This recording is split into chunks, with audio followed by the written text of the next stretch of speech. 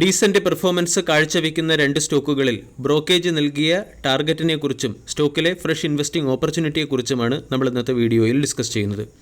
ഒന്നാമത്തെ സ്റ്റോക്ക് ഇറാഡ. കഴിഞ്ഞ ദിവസം വന്ന ക്വാർട്ടർലി റിസൾട്ടിന് മുകളിലുള്ള മാർക്കറ്റ് റിയാക്ഷൻ സ്റ്റോക്കിൽ ഇന്ന് കാണാൻ സാധിച്ചു. മോർണിംഗ് സെഷനിൽ സ്റ്റോക്ക് 9% ഉയർന്നു. സ്റ്റോക്ക് 2.48% ഉയർന്ന് 291 രൂപയ്ക്കടുത്തായിട്ടാണ് ക്ലോസിംഗ് നൽകിയിരിക്കുന്നത്. 77,000 കോടി രൂപയുടെ മാർക്കറ്റ് ക്യാപ്പുള്ള കമ്പനിയുടെ വാല്യൂഷൻ 62.52.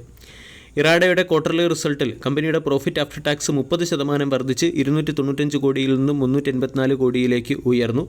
റവന്യൂ ഫ്രം ഓപ്പറേഷൻ 32% വർദ്ധിച്ച് 1,143 കോടിയിൽ നിന്നും 1,510 കോടിയിലേക്ക് ഇംപ്രൂവ് ആവുകയും ചെയ്തു. ഔട്ട്സ്റ്റാൻഡിംഗ് ലോൺ 47,207 കോടിയിൽ നിന്നും 63,207 കോടിയിലേക്ക് ഉയർന്നു.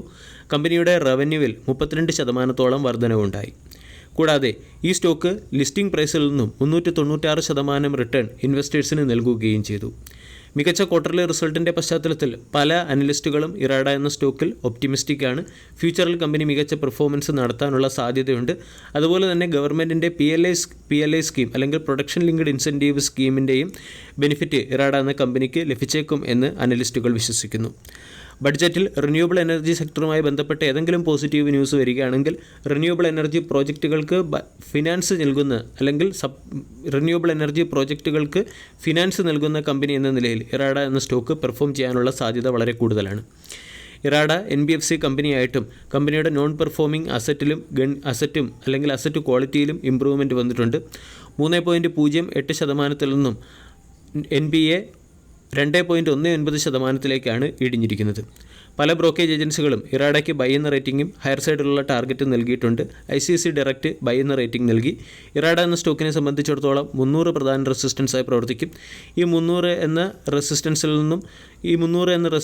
സ്റ്റോക്ക് ബ്രേക്ക് ചെയ്താൽ അതിനുശേഷം സ്റ്റോക്ക് 380 വരെ പോകാൻ സാധ്യതയുണ്ട്. ആൾറെഡി സ്റ്റോക്കിൽ ലോവർ ലെവലിൽ പൊസിഷൻ എടുത്തിരിക്കുന്നവർ 280 രൂപയുടെ സ്റ്റോപ്പ് ലോസ് മെയിൻറ്റെയിൻ ചെയ്യേണ്ടതാണ്. കൂടാതെ ഇറാഡ എന്ന സ്റ്റോക്ക് 300-ൽ നിന്നും പ്രൈസ് കറക്ഷൻ വരികയാണെങ്കിൽ 280, 260 തുടങ്ങിയ ലെവലുകൾ സ്ട്രോങ് സപ്പോർട്ടായി പ്രവർത്തിക്കുകയും അവിടെ നമ്മൾക്ക് ബൈയിങ് ഓപ്പർച്യൂണിറ്റി കാണാൻ സാധിക്കുകയും ചെയ്യും.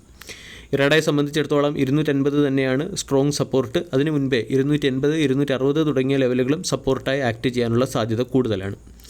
രണ്ടാമത്തെ അപ്ഡേറ്റ് KPIT ടെക്നോളജി ലിമിറ്റഡുമായി ബന്ധപ്പെട്ടത്. സ്റ്റോക്ക് ഇന്ന് 1% ഇടിഞ്ഞ് 1,846 ക്ലോസിംഗ് നൽകി. കഴിഞ്ഞ ദിവസം KPIT ടെക്നോളജി 1928 എന്ന 52 വീക്ക് ഹൈയിലേക്ക് ഉയരുകയും ചെയ്തു. 50,000 കോടി രൂപയുടെ മാർക്കറ്റ് ക്യാപ്പുള്ള KPIT കഴിഞ്ഞ ഒരു മാസം കൊണ്ട് 22% റിട്ടേൺ ആണ് നൽകിയത്. ഇയർ ടിൽ ഡേറ്റിൽ സ്റ്റോക്കിൻ്റെ പെർഫോമൻസ് 23%-അടുത്താണ്. പല ബ്രോക്കേജ് ഏജൻസികളും സ്റ്റോക്കിന് ബൈ എന്ന റേറ്റിംഗും ഹയർ സൈഡിലെ ടാർഗറ്റ് നൽകുന്നതാണ് ഒരു പ്രധാന അപ്ഡേറ്റ്. ആക്സിസ് സെക്യൂരിറ്റീസ് ബൈ എന്ന റേറ്റിംഗും 13% അപ്സൈഡിലുള്ള ടാർഗറ്റ് ഏകദേശം 2,100 രൂപയുടെ ടാർഗറ്റുമാണ് KPIT ടെക്നോളജിക്ക് നൽകിയിരിക്കുന്നത്. ഈ മൾട്ടി ബാഗർ സ്റ്റോക്ക് 2025 ഫിനാൻഷ്യൽ ഇയറിൽ 18 മുതൽ 22% ഗ്രോത്ത് കേപ്പബിലിറ്റി ഉള്ളതാണെന്ന് പല ബ്രോക്കേജ് ഏജൻസികളും വിശകലനം ചെയ്തിട്ടുണ്ട്. രണ്ടാമത്തേത് JM ഫിനാൻഷ്യലും KPIT ടെക്നോളജിക്ക് ബൈ എന്ന റേറ്റിംഗും 2,030 രൂപയുടെ ടാർഗറ്റ് നൽകിയിട്ടുണ്ട്. സ്റ്റോക്കിൻ്റെ ഡീസൻറ്റ് പെർഫോമൻസിൻ്റെ പശ്ചാത്തലത്തിൽ തന്നെയാണ് JM ഫിനാൻഷ്യൽ ബൈ എന്ന റേറ്റിംഗ് നൽകിയത്. KPIT ടെക്നോളജി കഴിഞ്ഞ 3 വർഷം കൊണ്ട് 612% റിട്ടേണും 2 വർഷം കൊണ്ട് ഏകദേശം 274% റിട്ടേണും നൽകി. സ്റ്റോക്ക് ഓവർബോട്ട് സോണിലാണ്. ഇന്ന് ഓവർബോട്ട് സോണിൽ നിന്നും സ്റ്റോക്കിൽ ഒരു പ്രോഫിറ്റ് ബുക്കിംഗ് വരികയും ചെയ്തു. 1,750 എന്ന ലെവലിൽ സ്റ്റോക്കിൽ ബ്രേക്കൗട്ട് വന്നതുകൊണ്ട് സ്റ്റോക്ക് 1,750 എന്ന ലെവലിനെ റീടെസ്റ്റ് ചെയ്യാനുള്ള പോസിബിലിറ്റി കൂടിയുണ്ട്.